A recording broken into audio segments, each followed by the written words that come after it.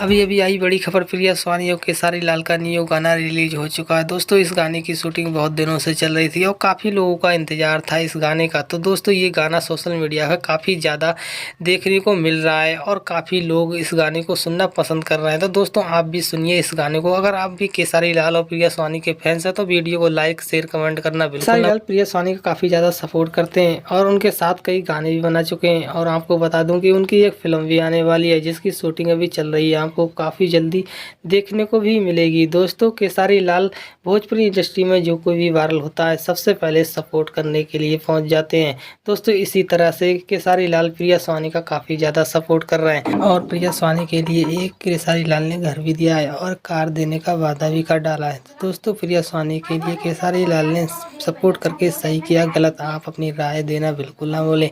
अगर आप भी प्रिया स्वानी की वीडियो देखना पसंद करते हैं, आप भी उनके फ्रेंड्स हैं, तो वीडियो को लाइक करके शेयर करते हैं। दोस्तों अगर चैनल पर नए हैं तो चैनल को सब्सक्राइब जरूर कर लें, क्योंकि मैं सोशल मीडिया से रिलेटेड वीडियो इस चैनल पर डेली की अपलोड करता रहता हूं।